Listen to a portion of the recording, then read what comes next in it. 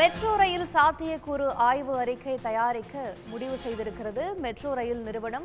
மாதவரம் எண்ணூர் வரையிலான 16 கிலோமீட்டர் புதிய வழித்தடத்திற்கு சாத்தியக்கூறு ஆய்வு அறிக்கை தயாரிக்க மெட்ரோ நிர்வாகம் முடிவெடுத்திருக்கின்றது. மாதவரத்திலிருந்து விம்கோ நகர் வழியாக எண்ணூர் வரை 16 கிலோமீட்டர் தொலைவிற்கு மெட்ரோ ரயிலை இயக்குவதற்கான சாத்தியக்கூறுக்கான ஆய்வு அறிக்கை தயாரிக்க முறையான டெண்டரை மெட்ரோ நிர்வாகம் விடுவதற்கான வழிகளில் ஈடுபட்டிருக்கிறது.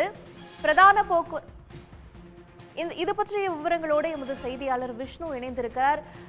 விஷ்ணு, மெட்ரோ ரயில் நிர்வாகம் மாதவரத்திலிருந்து எண்ணூர் வரையிலான இந்த மெட்ரோ வழித்தடத்திற்கான என்ன மாதிரியான சாத்தியக்கூறு ஆய்வுகளை மேற்கொண்டிருக்காங்க? இந்த அறிக்கை என்ன சொல்லுது? சென்னையின் பிரதான போக்குவரத்தாக மாறி வரும் சென்னை மெட்ரோ ரயில் முதற்கட்டமாக சுமார் 54.1 கிலோமீட்டர் தொலைவிற்கு பச்சை மற்றும் நீலம் ஆகிய 2 வழித்தடங்களில் இயங்கி வருகிறது. நாளொன்றுக்கு சுமார் 3 லட்சம் வரையிலான பயணிகள் தற்போது இந்த மெட்ரோ ரயிலை பயன்படுத்தி வருகின்றனர். இந்நிலையில் இதனைத் தொடர்ந்து மாதவரம் முதல் சோழிங்கநல்லூர் வரையிலும், மாதவரம் முதல் சிறுசேரி சிப்காட் வரையிலும், பூந்தமல்லி முதல் கலங்கரை விளக்கம் வரையிலும் என 3 வழித்தடத்தில் 2ஆம் கட்ட மெட்ரோ ரயில் சுமார் 116 கிலோமீட்டர் தொலைவிற்கு செயல்படுத்தப்பட்டு வருகிறது.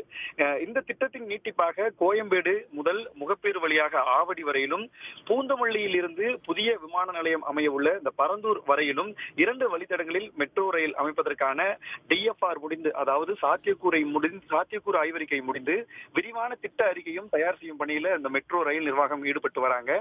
இந்நிலையில் வட சென்னை மக்களின் போக்குவரத்தை எளிமையாக்கவும் அவர்களது நீண்ட நாள் கோரிக்கையாக இருக்கக்கூடிய அந்த பகுதியில் மெட்ரோ அமைக்க வேண்டும் என்பதன் கோரிக்கையாக மாதவரத்திலிருந்து விம்கோ நகர் வழியாக எண்ணூர் வரை சுமார் 14 கிலோமீட்டர் தூரத்திற்கு புதிய வழித்தடத்திற்கான இந்த சாத்தியக்கூறு ஆய்வறிக்கையை மெட்ரோ ரயில் நிர்வாகம் விரைவில் மேற்கொள்ள இருக்கிறார்கள். இதற்கான டெண்டரை மெட்ரோ ரயில் நிர்வாகம் விரைவில் அமைக்க இருக்கிறார்கள். இதன் மூலியமாக மாதவரத்திலிருந்து விம்கோ நகர் வழியாக எண்ணூர் வரை செல்லக்கூடிய இந்த புதிய வழித்தடத்திற்கான சாத்தியக்கூறு ஆய்வறிக்கை என்பது தயார் செய்யப்பட இருக்கிறது.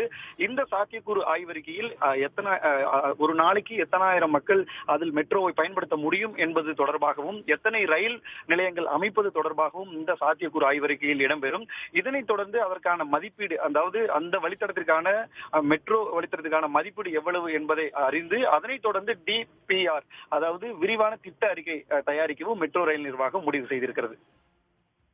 தகவல்களுக்கு நன்றி விஷ்ணு. உடனுக்குடன் செய்திகளை தெரிந்து கொள்ள சன் நியூஸ் பெல் ஐகானை கிளிக் பண்ணுங்க.